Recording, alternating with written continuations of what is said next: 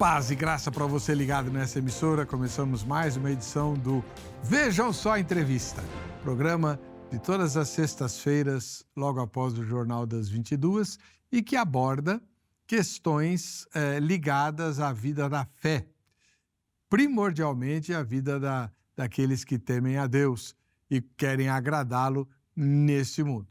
Hoje, nós recebemos a visita do pastor Assir de Geroni Júnior. Ele é secretário de Cultura e Formação Bíblica da Sociedade Bíblica do Brasil, que vai nos ajudar a entender o que é a contextualização da palavra de Deus e como fazer isso de maneira segura, né? Será que realmente é importante contextualizar para que as diferentes culturas tenham acesso mais fácil à mensagem divina? Ou a mensagem divina é tão tranquila que qualquer cultura é capaz de assimilar? Vamos conversar sobre isso, sobretudo em tempos em que muita gente defende mudanças nas escrituras, não é verdade? Você é meu convidado para participar dessa entrevista, mandando as suas perguntas, desde que você esteja assistindo à exibição dessa gravação pelo YouTube. Pergunta, comentário, divergência, enfim, é só mandar para as redes sociais que eu recebo aqui no estúdio e coloco no ar. Paz e graça, pastor Assir, seja muito bem-vindo. Muito obrigado pela sua presença, por ter enfrentado o temporal que caiu, né, em São Paulo agora há pouco e ter chegado até aqui.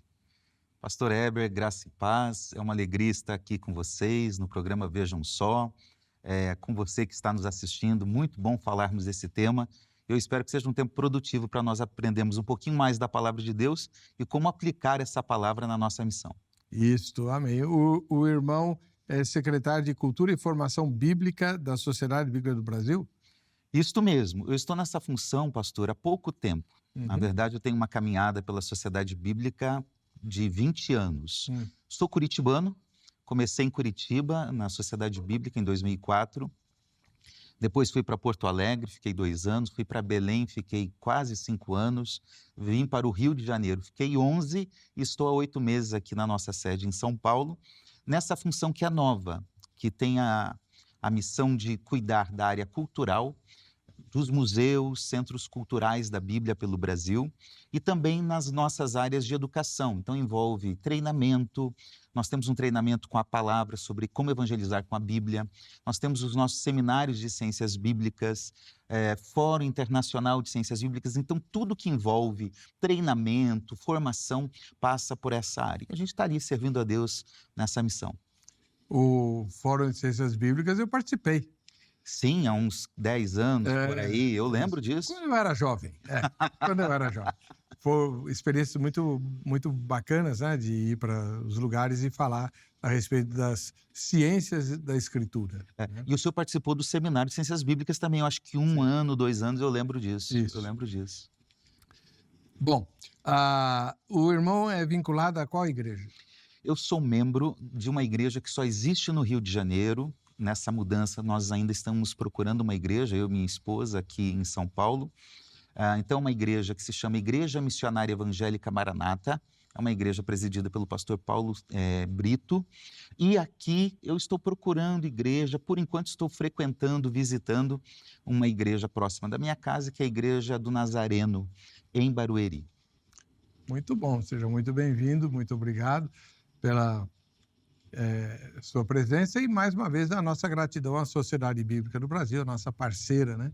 A parceira de todos os crentes. O lema da SBB é dar a Bíblia à pátria, ou dando a Bíblia à pátria, alguma coisa assim, pelo menos era antigamente, né? E na fundação foi esse, Foi dar a esse. Bíblia à pátria, né? Hoje o nosso lema é semear a palavra que transforma vidas, porque hoje nós damos a Bíblia à pátria, mas nós também levamos a Bíblia para tantos outros lugares do mundo. Mais de 100 países já receberam Bíblias produzidas aqui pela Sociedade Bíblica do Brasil, no nosso centro de produção da Bíblia. Ele é o que mais imprime Bíblias no mundo, não é? Hoje nós estamos aí entre os primeiros, né? Tem também a Coreia, que faz um grande trabalho de impressão. A China também hoje faz um grande trabalho de impressão. A China imprime Bíblia? Imprime Bíblia. tem uma gráfica que imprime Bíblia e serve com muita Bíblia para muitos países do mundo, né? Interessante. É interessante. E as sociedades bíblicas apoiam esse trabalho, inclusive, que ocorre na China também. E a Sociedade Bíblica do Brasil. São as 3 grandes organizações missionárias que produzem a Bíblia e distribuem a Bíblia. Aqui nós temos distribuído para boa parte da América Latina, para o continente africano também, nós temos mandado muitas Bíblias, há vários projetos em andamento que nós temos servido vários países, levando a palavra de Deus no inglês, francês e às vezes línguas bem locais, bem regionais mesmo, de tribos, de culturas em países africanos. Muito bom, muito obrigado pela explicação. A gente vai agora fazer a nossa pesquisa de toda sexta-feira. Vamos lá. Em sua opinião, o ato de contextualizar a Bíblia, por conta das diferenças culturais, é potencialmente, você vai escolher, essencial ou indiferente? Na verdade, quem vota indiferente está votando no seguinte aspecto. Quando, no passado, os apóstolos ou os profetas falavam em nome de Deus, eles não contextualizavam nada e quem tinha que se converter, se convertia e pronto, né? Porque um dos desafios da contextualização é modificar a mensagem bíblica e pondo em risco a integridade da mesma. Então, é sobre isso que a gente vai falar, tá bom? E se você quiser participar, caso esteja assistindo a gravação, é só mandar a sua mensagem aqui pelas nossas redes sociais. Vamos lá. Pastor Assir, queria que o senhor começasse resumindo para nós o que é contextualização. Seria mais ou menos a mesma coisa que harmonização? Boa pergunta. Vamos lá. Quando a gente pensa em contextualização, a gente pode ir para o sentido da própria palavra em si, né? Que tem a ver com tecer junto. É uma palavra que tem sua origem no latim. Juntando os 2 termos ali, nós temos como um tecido entrelaçado. Então, você tem algo que vai se entrelaçar a outro. Esse é o contexto etimológico, o sentido original da palavra. Quando a gente pensa isso de forma geral, o termo é trazer algo para inserir num contexto específico. E quando nós aplicamos isso na nossa missão, na evangelização, nós que temos a responsabilidade de levar a palavra de Deus ao mundo, às diversas culturas, às diversas nações, nós olhamos para esse contexto cultural. Então, contextualizar, pastor Heber, tem a ver com pegar essa palavra e levar para um contexto. Eu gosto de dizer assim, que é o texto em um contexto. Então, a palavra de Deus, ela foi escrita numa língua, no hebraico, no aramaico, ela foi escrita no grego, por cerca de 1.600 anos, num período amplo na sua diversidade cultural, né? Você tem um período do Egito, você tem um período dos juízes, você tem um período dos profetas, você tem um período dos reis, aí você tem um período do Novo Testamento, aí você tem um período mais apostólico. Então, a própria Bíblia, ela está dentro de diferentes contextos culturais. E que em cada contexto, os personagens que estão ali precisam saber lidar.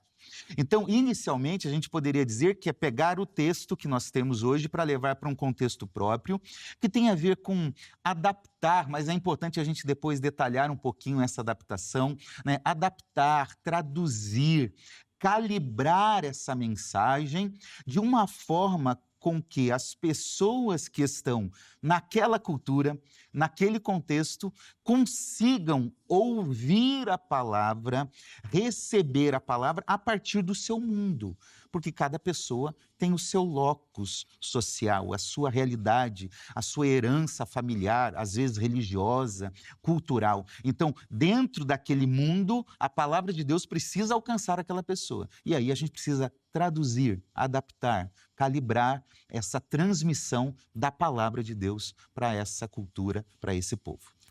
Legal. Eu vi uma entrevista que o irmão deu para uma revista, né? E gostei bastante. Aí eu fiquei no pé da Angélica para falar, traz o irmão Assir para falar da contextualização da mensagem, né, da palavra e tal. É basicamente o que o irmão resumiu agora, né? Eu sei que o irmão trouxe material, queria que o senhor mostrasse. Eu tenho, nesse livro aqui, é um livro particular, né? Ele nem é publicado pela Sociedade Bíblica, é publicado pelos metodistas wesleyanos, e aqui eu trato de contextualização. Ali, na verdade, aqui é uma teologia bíblica de missão, de Gênesis a Apocalipse, mostrando qual é a missão de Deus e como nós devemos realizar. E no último capítulo eu trato de cosmovisão, de contextualização, de como realizar essa missão, com os cuidados que nós devemos ter, né? São 340 páginas em que eu trato desse assunto. E esse livro, inclusive, eu trouxe para dar de presente ao irmão. Então, por está favor. aqui. Muito obrigado. Mas está chilincado, eu vou querer uma como chama? Dedicatória. Sabe, o pessoal vai à biblioteca, né? Quanto livro e tal. Aí eu pego o livro da estante, né? Esse livro aqui trata de contextualização e de instrumentos para a missão da igreja e tal. Inclusive, eu sou um grande amigo do autor, ele me dedicou o livro e tal. O pessoal fica, uau, né? Então, depois você me faz a dedicatória, tá? Com todo prazer. E eu digo o seguinte, quando morrer, pelo menos deve valer R$1 a mais, alguma coisa assim, né? E eu trouxe também, pastor, uma Bíblia que é muito especial.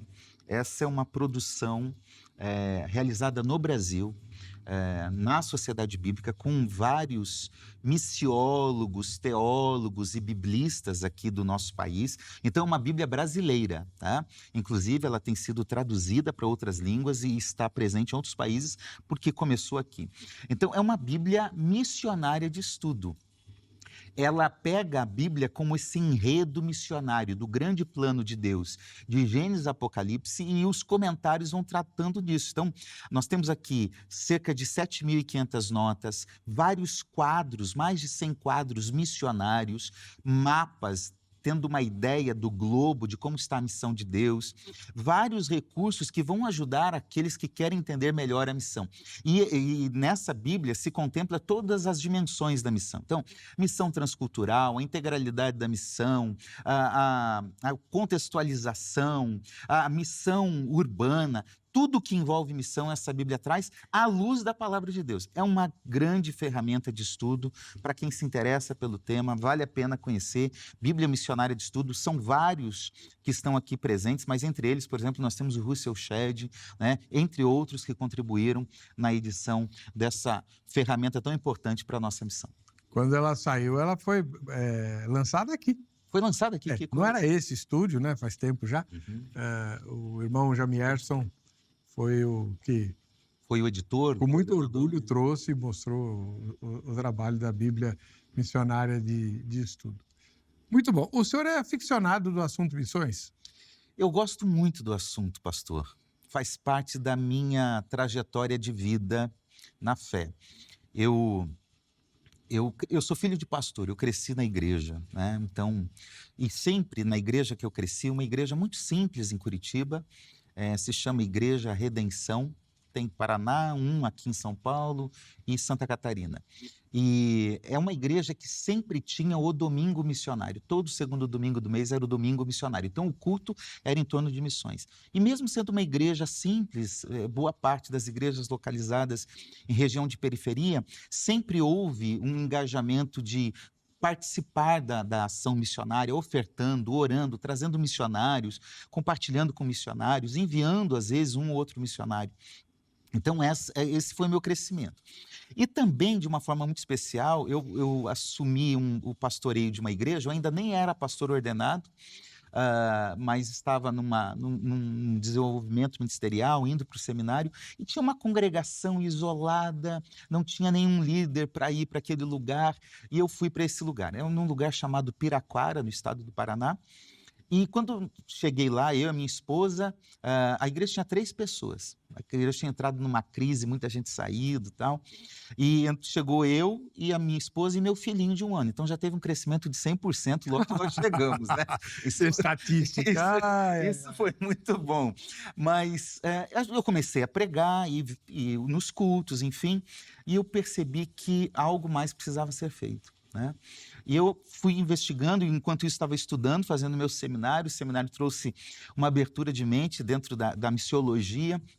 Então, eu comecei a trazer algumas ferramentas da integralidade da missão, a missão holística, de se preocupar com mais do que apenas a pregação, mas como fazer aquela vila isolada com pessoas que não se preocupavam com os estudos, que não se preocupavam, às vezes, com um trabalho. Como trazer uma outra dimensão? O que o evangelho pode transformar? Então, ali, com 21 anos, eu comecei nesse processo. E aí foi a minha caminhada, né?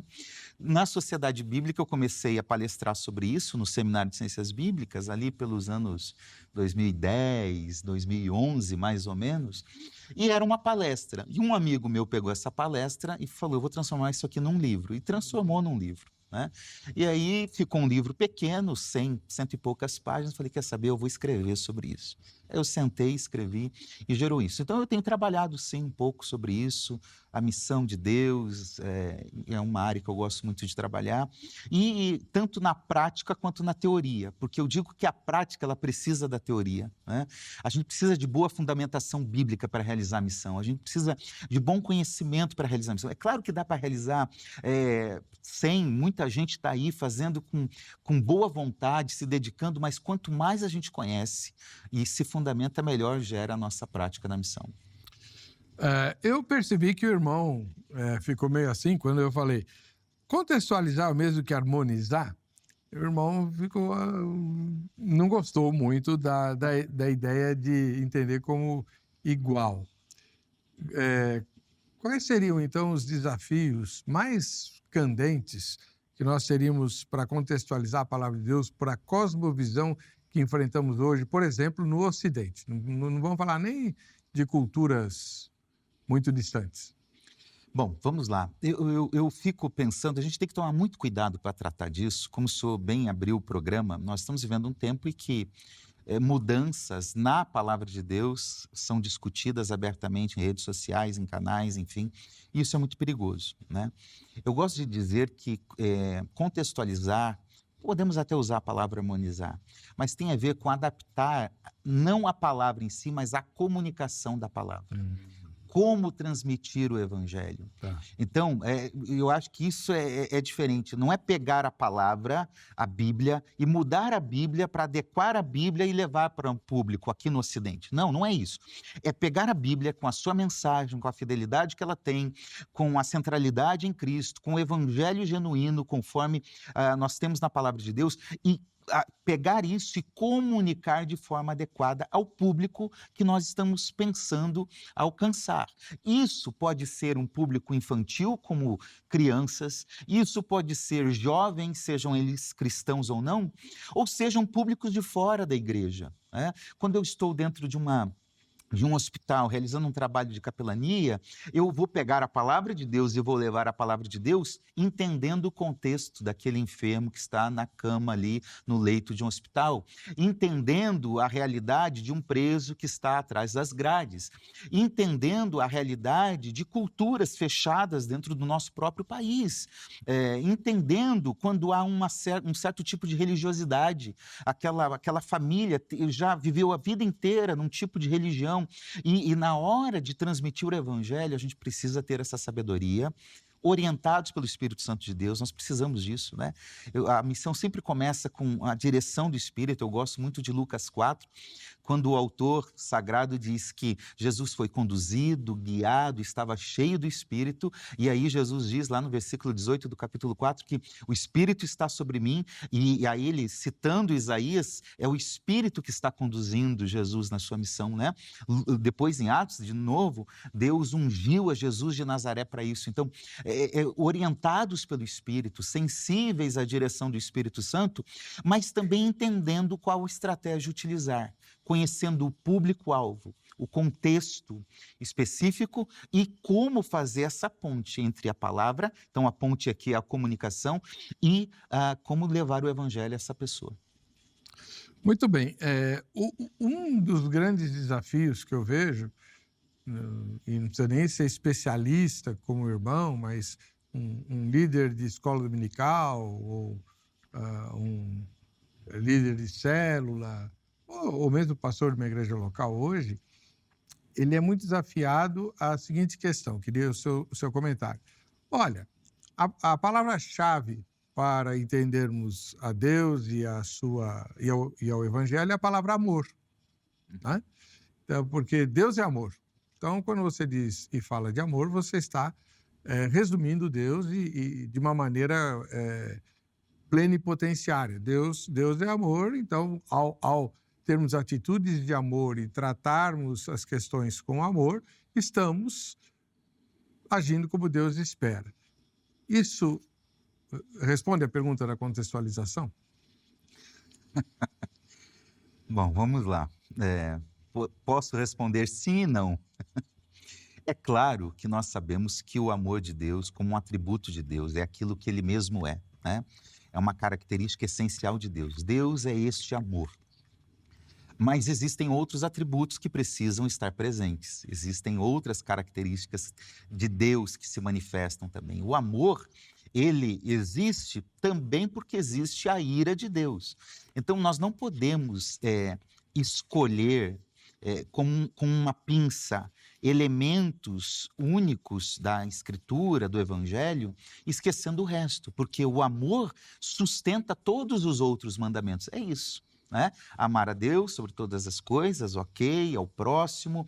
Depois o próprio Cristo diz amar como eu mesmo amei. Mas qual é esse modelo de amor? O modelo de amor bíblico do Deus que se revela em toda a Escritura, ele envolve várias facetas da vida humana, inclusive repreensão, inclusive admoestação, exortação, inclusive às vezes ter que nos disciplinar.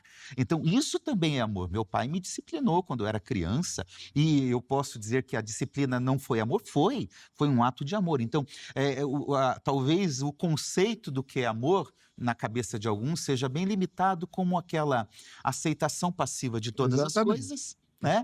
E fica assim, está tudo tranquilo. Não, amor envolve muito mais do que isso. Pois essa é uma questão delicada, complicada.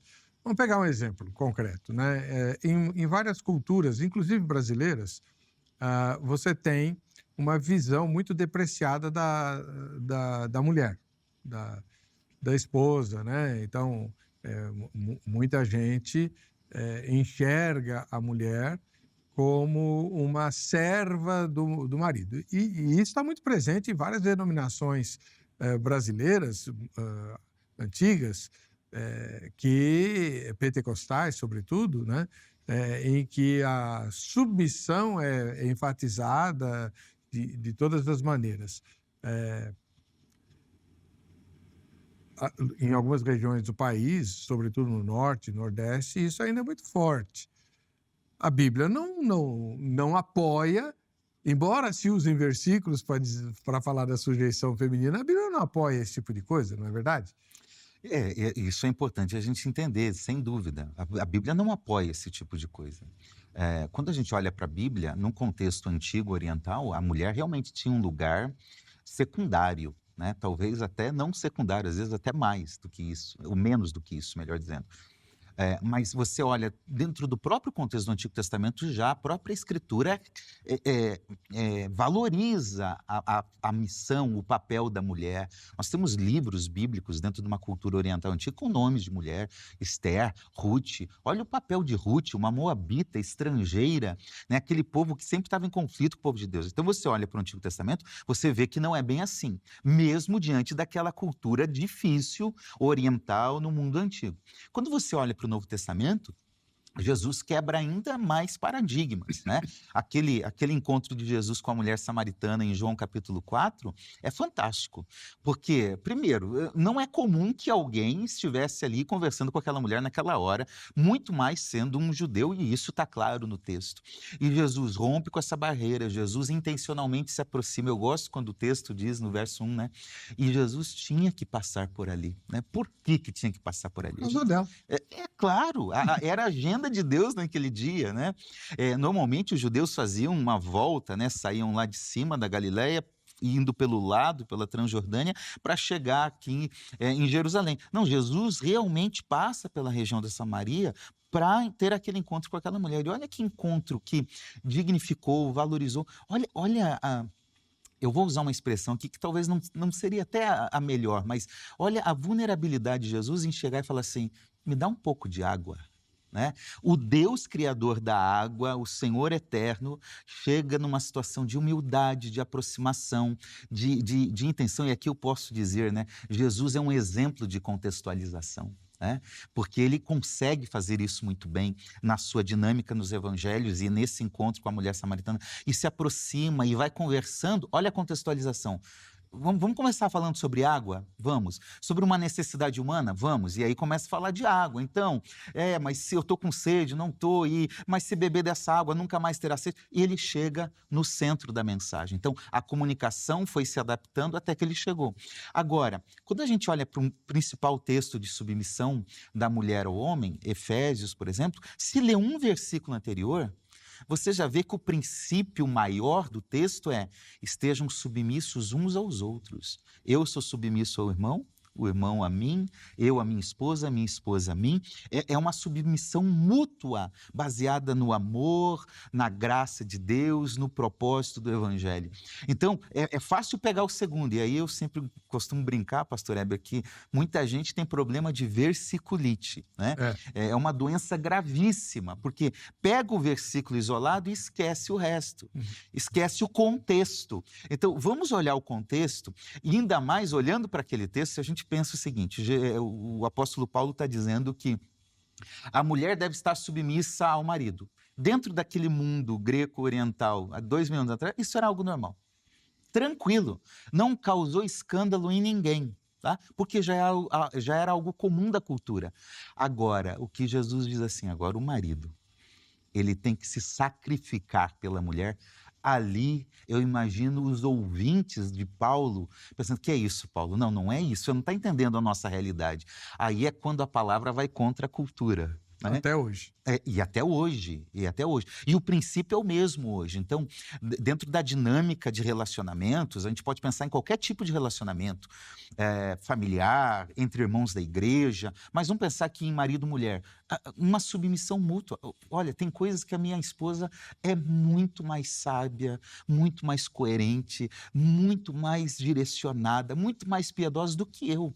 E eu entendo que da outra forma também, às vezes, eu vou ajudá-la em decisões. Então, a vida cristã é isso, é uma submissão mútua que a gente aprende nas Escrituras.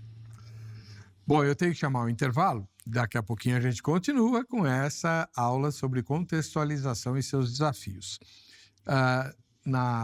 No próximo bloco, a gente vai ver também as fotografias de quem está concorrendo aí, com o envio delas, né, aos sorteios que fazemos aqui no Vejam Só. Mas antes de sair, eu queria lembrar você que a Agrade quer ser sua parceira para ensinar a Bíblia para você. Nós temos um curso bíblico totalmente novo, remodelado, feito na plataforma de ensino à distância e com uma qualidade extremamente grande. Eu desafio você a telefonar ou entrar no site, verificar aquilo que eu estou falando, você vai ficar impressionado, mesmo que você já tenha sido aluno da Agrade, tá? Então, 31 15 08 19 em São Paulo, então tem o 0 operadora 11, né, para você falar no horário comercial durante a semana. Ou você usa a internet, né?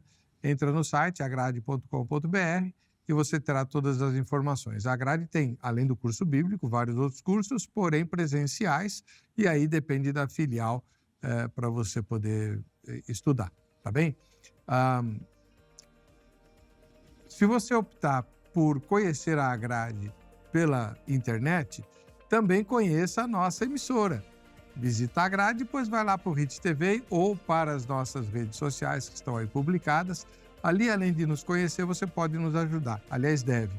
Faça suas críticas, dê suas sugestões, diga quem você gostaria de ver, por exemplo, aqui no Vejam Só Entrevista, tá bem? Voltamos já.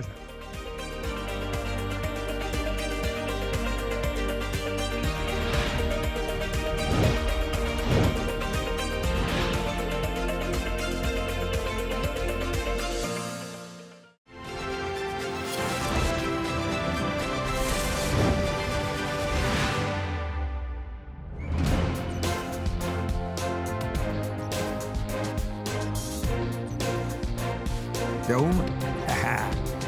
Eu levei mais de 20 anos para conseguir a minha, tá bom? Mas você não precisa esperar tudo isso, não. Manda sua fotografia para cá, com as suas informações, e você concorrerá, precisa de fé, né? Você vai concorrer ao sorteio que a gente faz uma vez por mês aqui, das canecas do Vejam Só. Porém, meu irmão, minha irmã, se você for parecido comigo, não tiver lá muita fé nem muita paciência para esperar, vá ao Shopping do Povo. Lá você encontra não apenas as canecas do Vejam Só, mas uma infinidade de outros produtos de interesse evangélico. O Shopping do Povo fica em frente à Igreja da Graça, aqui de São Paulo. 100 metros de distância da Estação República do metrô. Tá? Avenida São João, 816, é descer na Estação República do metrô, pronto. Você está muito, mas muito perto mesmo do Shopping do Povo. Beleza? Bom, vamos lá. A primeira foto de hoje vem de Campina Grande, na Paraíba. Foi o Júnior que nos enviou. Paraíba é um estado que eu ainda não conheço, né? E tá aí. Júnior, muito obrigado pela sua audiência. Deus o abençoe. Bateu uma foto com... Eu estou usando a mesma camisa de hoje. Olha só que legal. Né? As coincidências são grandes e as minhas camisas são sempre as mesmas também. Em Recife, Pernambuco, Recife, eu já estive lá 2 vezes. O Pedro é nosso telespectador. Maravilha. Deus abençoe você, Pedro. Um grande abraço. Deus o enriqueça. E na Bahia, em Jacobina, o Edilésio é nosso telespectador. Já passei pela Bahia também, mas só em Salvador, né? Não conheci Jacobina. Um abração para você, meu irmão. Vamos lá. O irmão estava falando de como Jesus abordava seus interlocutores, contextualizando a mensagem dele.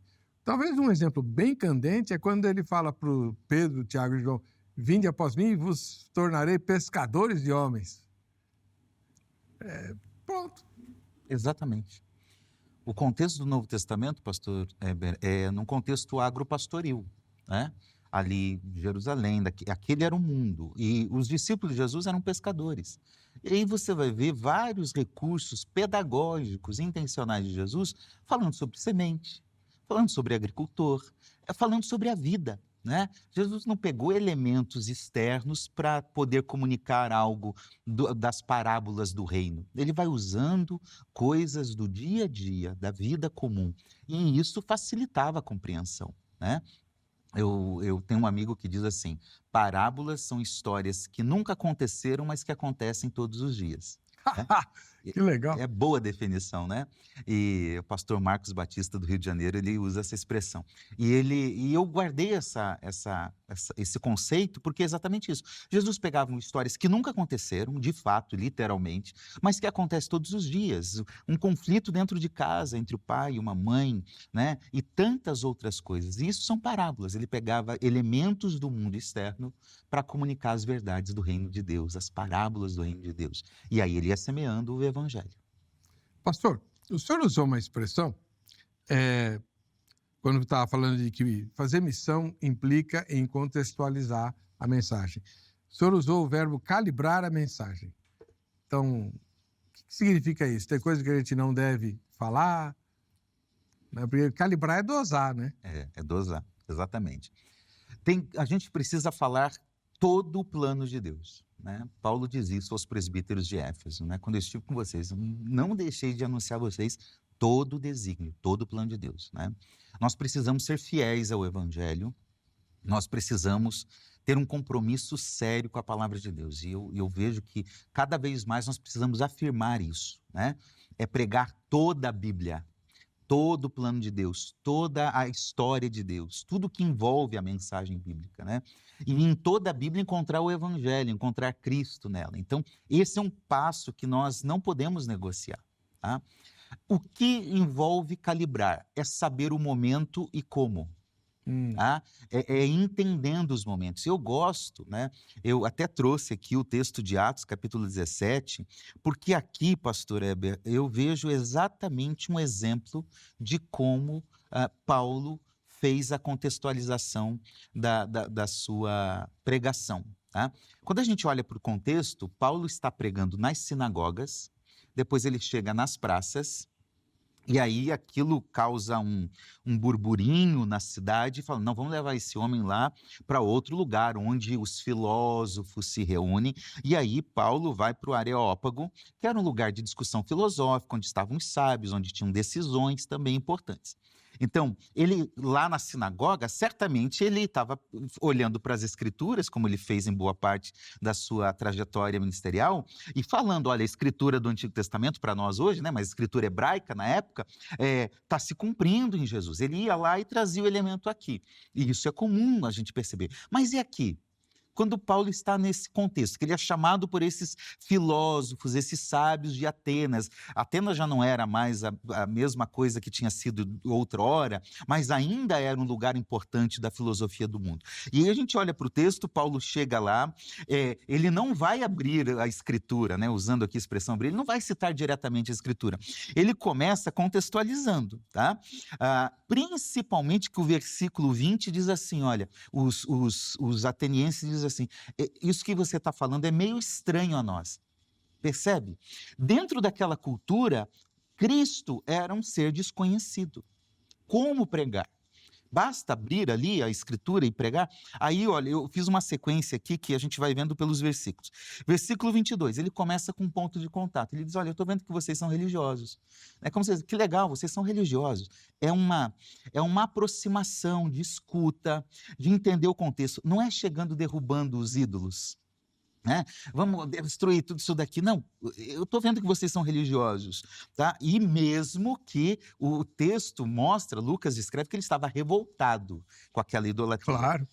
Claro, natural, né? Como qualquer cristão ficaria. Mas que coisa linda, mesmo revoltado, ele calibrou, ele dosou, calma aí. Vamos começar. E ele começa falando isso. Aí, ele, no versículo 23, mostra que conhece a realidade deles, da vida, da cultura, da filosofia, da religião. No versículo 24, ele começa a estabelecer uma ponte ainda suave ali, sem identificar diretamente que é a escritura. Mas ele já vai começando a trazer o assunto. E aí ele entra num assunto importante.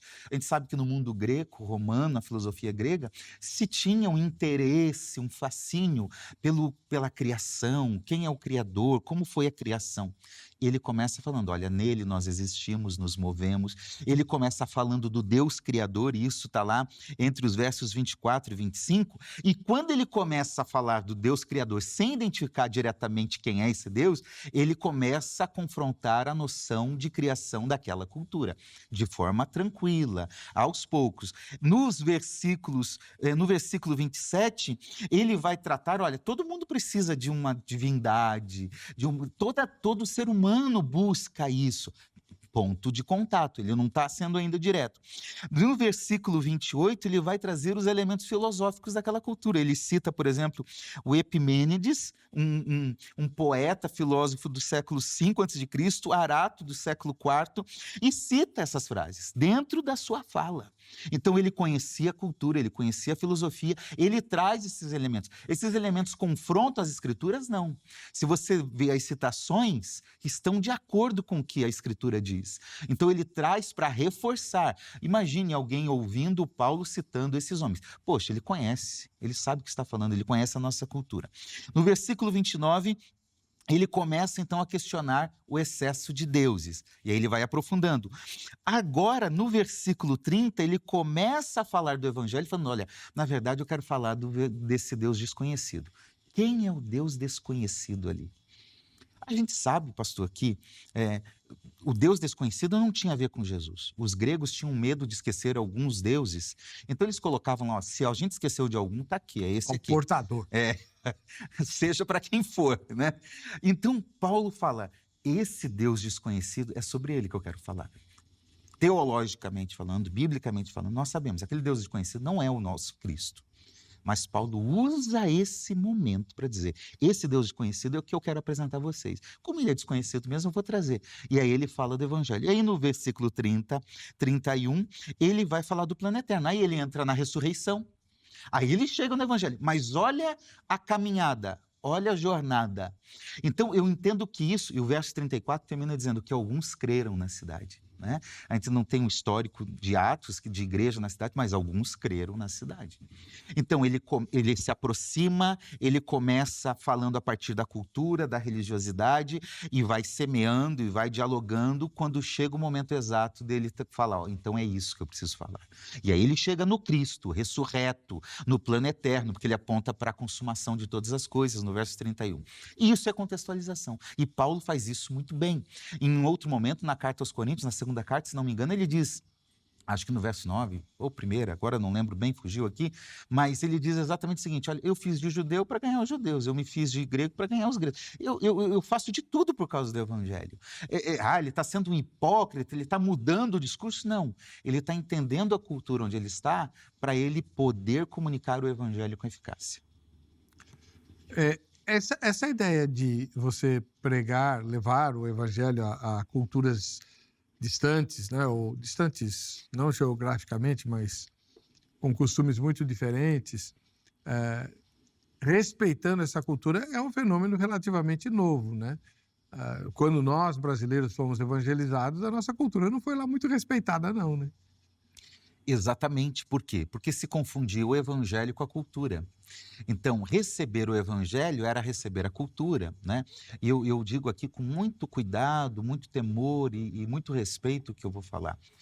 Mas era a mentalidade da época que a gente precisa entender, né? Nós não podemos ser anacrônicos de julgar o passado com os valores que nós temos hoje, né? Esse é um grande erro que nós temos hoje na análise dos fatos históricos. Bom, olhando para isso, por exemplo, o Brasil foi evangelizado pelas missões americanas que vieram para cá. Tá? E naquela época havia muito a questão do ideal da nação americana também, né? Ser americano era ser alguém mais elevado, era uma civilização cristã. E essa mentalidade estavam presentes em boa parte dos missionários que aqui chegaram. Então, trazer o evangelho era trazer junto a cultura, né? E eu dou graças a Deus porque fizeram um trabalho fantástico, distribuíram a Bíblia, abriram igrejas, e a igreja é hoje o que é, fruto desse grande trabalho. Mas hoje nós conseguimos ter essa reflexão um pouco mais crítica, mais bíblica, e entender olhando para o texto, né? Porque ele é a nossa base, ele é o nosso fundamento, que a gente precisa entender que o evangelho não pode ser confundido com a minha cultura brasileira. Então, se eu estou no continente africano, eu preciso entender aquele continente, o jeito deles de viver, o jeito deles de se comunicar, de expressar nas suas danças, nos seus valores. O evangelho precisa chegar lá do jeito que ele é anunciado aqui, mas adaptável àquela cultura. E eu não preciso levar a cultura brasileira para lá, né? Essa é uma questão muito importante. Eu me lembro de um missionário que estava se preparando para ser missionário entre os índios, Missão Evangélica da Amazônia, a MEVA. E ele estava granjeando os sustentadores, né, mantenedores. E ele passou uns slides, era na época dos slides ainda, de fotos do pessoal lá na selva e tal, e tinha lá uma árvore cheia de algodão. Eu falei, que é aquilo lá, ô, irmão? Ele falou assim, pastor, os missionários americanos no Natal enfeitam as árvores com um algodão. Aí eu falei, como é que eles explicam o que é neve para os índios da Amazônia? Não explicam, esse é o problema. Então eles estavam fazendo aquilo para eles, não é? Mas eles não estavam lá para evangelizar os índios? Poxa vida. Então, é possível evangelizar sem precisar pôr neve no Natal? ou até sem árvore de Natal? Claro que é. Né? O irmão mencionou os africanos. Na cultura africana é muito natural a música, a dança, né? Nós fomos evangelizados por uma vertente mais puritana, que é repressora de qualquer manifestação do corpo, né? A gente canta hinos maravilhosos, sem se emocionar, sem mover um músculo, parece um exército em posição de sentido. Tem dó, né? Mas tá bom, foi o que nos ensinaram. Agora a gente vai repetir o erro com quem tem vida, né? Em tudo que faz. Exatamente, não precisa. No campo da tradução da Bíblia, né, a gente tem que sempre pensar nisso. Quando você vai traduzir uma Bíblia para uma língua indígena, por exemplo, que desconhece alguns termos que estão lá. Como fazer isso? Isso está em discussão. Por quê? Nós precisamos ser fiéis ao que o texto está dizendo, né? O texto nas línguas originais, mas também precisamos entender a necessidade de comunicar bem, de alcançar o coração daquelas pessoas. E dentro da missão que Deus nos deu, nós precisamos disso, não precisamos ficar rígidos, né? Podemos entender melhor, né? É importante deixar claro aqui que a cultura, ela não se sobrepõe à palavra de Deus. A cultura, ela está sempre submetida à palavra de Deus, né? Às vezes ela vai e encontra elementos na cultura que são aquilo que o Don Richardson diz naquele livro, O Fator Melquisedeque, isso, que tem sementes de verdade, de evangelho nas diferentes culturas, o que o Paulo faz aqui, né, em Atos 17. Então, ali, às vezes ela vai entender isso e vai usar esse elemento cultural. Às vezes ela vai ter que confrontar a cultura. Por exemplo, a gente está falando aqui de questões, muitas vezes, indígenas. A gente sabe que tem a cultura do infanticídio, né? E nós sabemos que isso, culturalmente, hoje, não é aceito, mas também, biblicamente, é um pecado. Então, aí é a questão de saber, opa, aqui não, aqui precisa mostrar exatamente, claramente, qual é o posicionamento que a Bíblia traz, tá? Então, a gente precisa sempre entender esses fatos para, na hora de aproximar, chegar nesse diálogo e ir compartilhando, sempre fundamentados na palavra de Deus, sem excluir nada da palavra de Deus. Muito bom. A Patrícia mandou o seguinte recado. Essencial, né? Contextualizar é essencial, pois tem aquele que gosta de heresias com textos isolados. Tem aqueles, né, aqueles montes. E o Robson escreveu, ela é indiferente, contextualizar é indiferente. O importante é manter a fidelidade à mensagem. Mas então, Robson, contextualizar significa não mudar a mensagem, significa torná-la inteligível de forma plena na cultura de chegada. E, por sua vez, se não contextualizar, não será fiel. Não vai manter a fidelidade, porque não conseguiu comunicar o que é o fato realmente. Exatamente. Bom, o nosso tempo acabou. Eu quero agradecer ao irmão pastor Assir Geroni Júnior, da Sociedade Bíblica do Brasil. Ele é secretário de Cultura e Formação Bíblica da SBB. Quem quiser entrar em contato com ele, os contatos do irmão foram publicados ao longo da entrevista, porém estão arquivados aí no Instagram do programa. Vejam só, é só você entrar lá e pegar, tá bom? Vamos ver o resultado da enquete? Em sua opinião, o ato de contextualizar a Bíblia por conta das diferenças culturais é potencialmente essencial, 75%, maravilha, e indiferente, 25%. Né? Talvez entre os 25% sejam aqueles irmãos e irmãs que não gostam nem que mude a versão da Bíblia, né? Temos que usar a versão de Almeida, lá do século XVII. Sabe que um irmão aqui, muito querido, o programa era ao vivo, uma ovelha dele ligou e falou assim, pastor, eu gosto tanto do senhor, o senhor era um americano, né? Muito bom e tal, mas, poxa vida, deixa atualizar a linguagem, né? O que é borrachice, né? Eu leio lá, aí ele pegou e falou assim, não pode mudar nada não, você que pega um dicionário.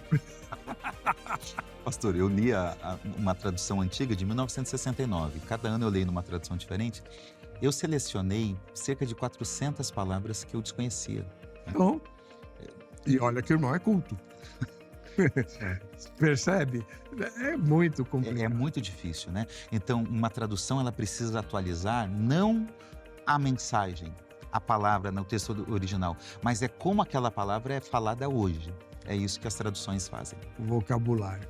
A gente vai continuar essa conversa em outra oportunidade, né? Muito obrigado pela presença do irmão. Mais uma vez, um abraço muito carinhoso a toda a diretoria, a todos os irmãos e as irmãs da Sociedade Bíblica do Brasil, uma entidade que sempre me acolheu, né, com muito carinho. Os diretores de lá gastaram horas comigo quando eu entrei em crise e precisei de ajuda pastoral. Esses irmãos deixaram o serviço de lado e me ajudaram várias vezes.